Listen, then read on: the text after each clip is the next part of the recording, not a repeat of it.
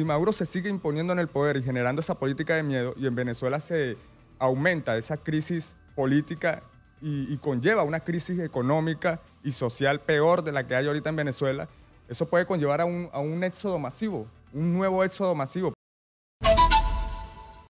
Comenzamos hablando de ese tema y ampliamos además la conversación con Darwin Izaguirre, quien es parte del comando de campaña con Venezuela en Perú y coordinador electoral, que se encuentra con nosotros aquí en los estudios de Exitosa. Darwin Izaguirre, buenos días. Buenos días, gracias por la oportunidad. Gracias por estar con nosotros. Por favor, ¿cuál es la expectativa que tienen ustedes referente al futuro inmediato que tienen con su país? Sí, bueno, lo que sucedió en Venezuela el día de ayer era un escenario predecible. El gobierno de Nicolás Maduro, la dictadura de Nicolás Maduro, sentenció su dictadura el día 10 porque se le venció su periodo constitucional. El plazo establecido en la Constitución. El presidente electo el 28 de julio fue Edmundo González Urrutia, que es el que debe asumir la presidencia de la República. Vemos cómo utilizó Maduro todo el aparato represivo del Estado para acercar todo el país, militarizó todas las ciudades principales de Venezuela, envió sus policías a las principales calles y avenidas y plazas del país para tratar de amedrentar a la población venezolana, de meter miedo y hostigar. Pero, sin embargo, más de 180 ciudades del país, incluyendo zonas rurales, salieron a las calles masivamente. Vimos cómo la ciudad de Caracas, por ejemplo, hubo una manifestación enorme, masiva, en apoyo a María Corina Machado y Edmundo González. Por cierto, María Corina Machado salió a las calles como ella lo había manifestado. Ella iba a salir de la clandestinidad. Había una retórica, por ejemplo, del gobierno. Tenía varias semanas diciendo que María Corina se encontraba en Colombia, en Panamá, en República Dominicana, pero bueno, ella demostró que estaba en Venezuela con los venezolanos. Nuestra expectativa es a decirle a los venezolanos que no podemos claudicar. El gobierno se encuentra más débil que nunca. Se encuentra aislado también internacionalmente, diplomáticamente, y además sabemos que no cuenta con el apoyo popular porque lo demostramos así el 28 de julio. Y Darwin, ¿ustedes conversan con sus familiares, amigos que se encuentran en Venezuela para que les manifiesten el cómo se encuentran en el estado de ánimo frente al régimen chavista? Hay esperanza. Porque el estado de ánimo es fundamental para continuar con la lucha política social, o simplemente ceder ante la continuidad de un régimen que ha sido bastante nefasto como el de Nicolás Maduro. Hay cierta desmotivación, pero hay esperanza. La esperanza es lo último que se pierde.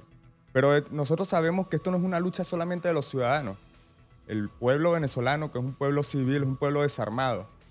Y hace lo que puede. Sale a las calles, manifiesta, sale a las principales calles a alzar su voz, pero sabemos que esto va más allá. Y por eso es que se busca sensibilizar las instituciones venezolanas. El alto mando militar, los jerarcas del régimen, los generales del régimen son los que tienen controlado todo el aparato represivo del Estado, pero sabemos que los mandos medios y bajos de la Fuerza Armada Nacional está con el pueblo de Venezuela, solamente que no se ha manifestado como tal por el miedo generalizado que han generado esos propios generales. ¿Ustedes tenían la esperanza de que las Fuerzas Armadas terminen volteándose contra Nicolás Maduro ese 10 de enero? Eso es lo que se busca, la sensibilización de esas instituciones. No, yo sé que se busca, pero ¿ustedes tenían esa esperanza de que eso se manifieste ese 10 de enero? Teníamos esperanza que se manifestara incluso el día 9 o el 10, pero también en los próximos días puede pasar cualquier cosa. En Venezuela la situación es muy dinámica, muy cambiante, cualquier cosa puede pasar y sabemos que el gobierno de Nicolás Maduro está extremadamente débil. Lo que pasó con María Corina es un ejemplo de eso. La han agarrado en la calle, la fuerza policial, la interceptaron, se la llevaron, la metieron, la tuvieron secuestrada unas horas y posteriormente la soltaron por órdenes de arriba. Hay una pugna interna por eso, porque hay sector del oficialismo, de la dictadura que quería que María Corina estuviera presa, porque ellos le prefieren preso porque puede acallar las voces de los venezolanos y ella como lideresa tiene el poder de convocatoria.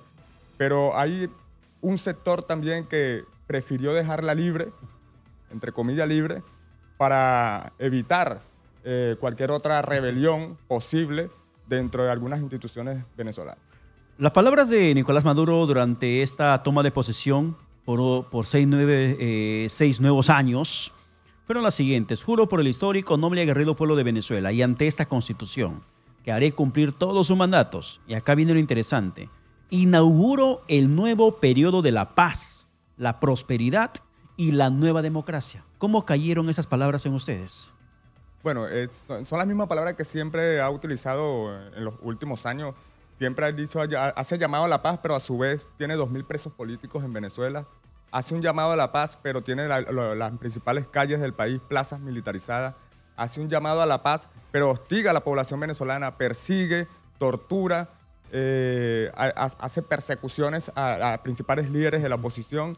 Sabemos que es una paz de mentira, es una paz para alrededor de la cúpula del chavismo. Y ya Maduro sentenció, se puso su banda presidencial, pero cualquiera puede ir a Gamarra, mandar a confeccionar una banda presidencial, colocársela, y eso no significa que te conviertas en presidente.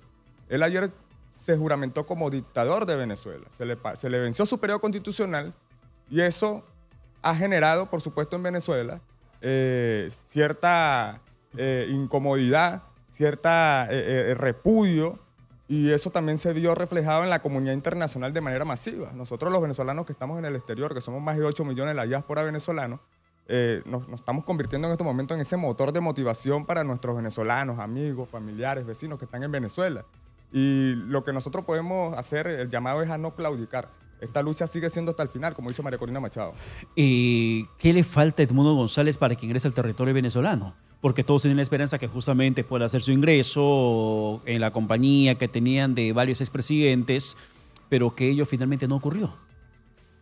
Lo dijo María Corina Machado, prefirieron no arriesgarse porque el gobierno incluso colocó en varias partes del país cercanos a los aeropuertos principales de Venezuela, en las principales ciudades, colocaron misiles antiaéreos y no querían arriesgarse. La dictadura ahorita, que se encuentra entre la espada y la pared, es capaz de hacer de todo. Entonces, para no llevarlos a ese riesgo, Edmundo González después emitió un comunicado donde dice que se encuentra muy cerca del país, pero está esperando el momento propicio para entrar. Yo creo que las estrategias no se revelan. Ellos, me imagino que tienen un plan diseñado para poder ingresar al territorio nacional cuando ellos lo vean conveniente. Y nosotros sabemos que casi todas las estrategias que ha diseñado María Corina Machado desde el 2023 para acá han tenido éxito. Entonces, estamos confiando en nuestros líderes y ojalá que eso se pueda dar y se pueda materializar definitivamente la libertad de Venezuela. Sin embargo, ¿qué viene en los días siguientes en Venezuela? Entendiendo que ya se instauró un nuevo régimen chavista con Nicolás Maduro, 6 años más, ya juramentó, se puso la banda, lanzó su mensaje, se calificó como el David frente al Goliat, dijo que la nueva democracia, un tiempo de paz, de prosperidad. ¿Qué se viene para aquellos que se oponen al régimen de Nicolás Maduro?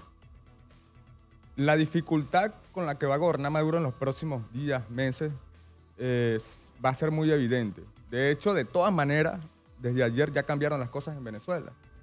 Pero no cambiaron para bien, cambiaron para peor.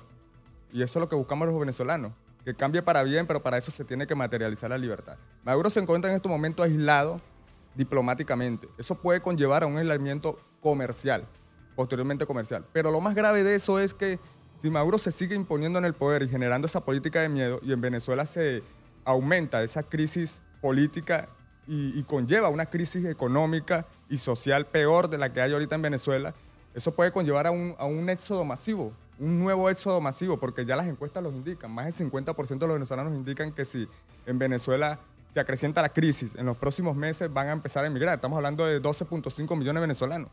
Y eso podría generar una crisis humanitaria en la región que puede desequilibrar todos los países que están cercanos a Venezuela, sobre todo estos países latinoamericanos como Colombia, Ecuador, Perú, Bolivia, Chile y Argentina, donde los venezolanos hay una diáspora bastante importante. Y entonces el futuro de Venezuela no luce en el corto plazo y mediano, no luce muy esclarecedor. Y bueno, eso es lo que tenemos que prever nosotros los venezolanos, y también lo tienen que prever los estados, los líderes de los países latinoamericanos, y tienen que ponerse de acuerdo porque obviamente que eso puede causar una tragedia en la región, y sobre todo una tragedia social y económica. Es lo que justamente mencionaba en la parte del editorial. O sea, la migración, en cierto modo, que sucede en todas partes del mundo, termina siendo un efecto positivo siempre y cuando las normas estén correctamente aplicadas, los filtros aplicados, las instituciones terminen funcionando. Pero cuando sucede como pasó en el caso de Venezuela con el éxodo anterior, donde se hablan de entre 7 o 8 millones que terminaron saliendo de ese territorio, de tu país, Darwin, se termina justamente lo que vemos en estos momentos a nivel continental, a nivel global. Y esto podría ser mayor. Sus familiares, tus familiares, por ejemplo, que se encuentran de repente aún en Venezuela, ¿qué te manifiestan? manifiestan el mismo deseo de casi 50% de los venezolanos. Dicen que si continúa la crisis en Venezuela, o en este caso se pone peor porque es bastante probable por el aislamiento diplomático, conlleva un aislamiento comercial, además de las nuevas sanciones. Recordemos que el 20 de enero asume Trump la presidencia de los Estados Unidos y se espera una política fuerte en contra de Venezuela y que probablemente conlleva unas nuevas sanciones y Estados Unidos, por ejemplo, deje de comprarle petróleo a Venezuela y eso conlleve, por supuesto, a que la economía de Venezuela se deteriore significativamente. Entonces, muchos de los familiares de nuestros amigos, compañeros, de mi propia familia dicen que lo más probable es que tengan que buscar mejor calidad de vida afuera, en el exterior. Y como puede ser peor incluso que el hecho del 2016, 17 y 18, porque ya hay venezolanos en el exterior que viven en diferentes países y están esperando a esos familiares. Entonces, va a ser una migración masiva que va a salir por la frontera de manera descontrolada y que en estos países donde hay problemas económicos, problemas sociales, problemas de seguridad, problemas de servicios públicos, pueden colapsar. Entonces, la situación se puede agravar en Latinoamérica y eso creo que ya lo saben los mismos cancilleres, los mismos presidentes de la República. Y yo creo que llega la hora de que eso no quede solamente en una declaración vacía o una declaración diplomática, entre comillas. Tienen que ir más allá de eso. Yo creo que la presión tiene que ser más significativa en contra del gobierno y la dictadura de Venezuela. Y Darwin, en este proceso, tú sabes cómo se incrementó incluso la imagen de los venezolanos en varios países frente al tema de la criminalidad. Y aunque se puede hacer la tingencia de que hay gente mala y gente buena, la percepción general de los ciudadanos natales es negativa. ¿Ustedes han sentido xenofobia en todos esos tiempos que se acrecentó la criminalidad? Bueno, desde mi punto de vista personal y subjetivo, yo creo que la xenofobia es subjetiva. La xenofobia siempre va a depender del punto de vista de una persona, de un individuo. Y es obvio que por culpa de unos pocos daña la imagen de muchísimos venezolanos. Por ejemplo, acá en el Perú, el 5% de la población que está presa en las cárceles son extranjeros y de ellos una gran cantidad de venezolanos. Solamente el 5% y aproximadamente 3-4% de los delitos que se cometen acá, según las cifras policiales, son hechos por extranjeros. Y eso significa alrededor de solamente 2% del total de 1.500.000 venezolanos. Estamos hablando, por ejemplo, de 2.500 personas que cometen actos delictivos y eso mancha la reputación de 1.500.000 venezolanos. Pero esa es parte de esa política que ha generado el gobierno para tratar de dañar también la imagen de los venezolanos en el exterior. Nosotros sabemos que las cárceles en Venezuela, los retenes, la población carcelaria, fueron abiertas, le borraron los antecedentes penales y fueron soltados por a través de la frontera.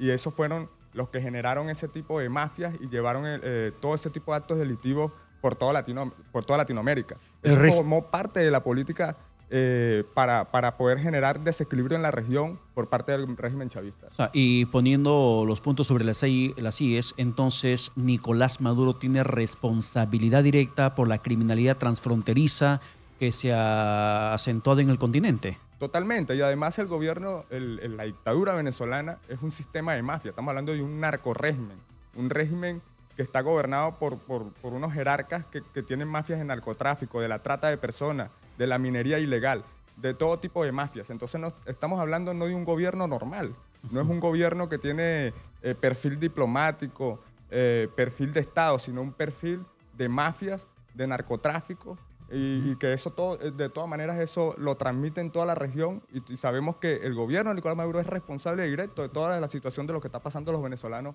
en el resto del mundo. Darwin, ¿qué se viene para terminar? ¿Qué se viene aquí en el país? Nosotros hemos estado haciendo concentraciones en las principales ciudades del Perú. Específicamente en Lima nos hemos estado concentrando frente a la embajada. Hemos estado reuniéndonos con instituciones del Estado peruano. Para mañana vamos a tener en la avenida Arequipa a las 9 de la mañana una cadena humana. La avenida Arequipa en la mañana la cierran para que puedan hacer deporte, actividades libres. Va a estar cerrada hasta las 12 del mediodía y a las 9 de la mañana estamos convocando tanto a venezolanos como peruanos para hacer una actividad simbólica, una cadena humana por la libertad de Venezuela. Y también vamos a estar frente a la Embajada de Venezuela, donde el día de hoy, por cierto, a las 11 de la mañana, desde las 11 de la mañana, vamos a acompañar a organizaciones civiles de defensa de derechos humanos, donde van a dar una rueda de prensa para invitar, por cierto, a la actividad del día de mañana. Bien, muchas gracias por estar con nosotros. Gracias por la oportunidad. Muchísimas gracias. Estaremos al pendiente de lo que pasa en este proceso de lucha social política que aún desarrollan frente al régimen chavista. Ha sido Darwin Izaguirre, parte del comando de campaña con Venezuela en Perú y coordinador electoral.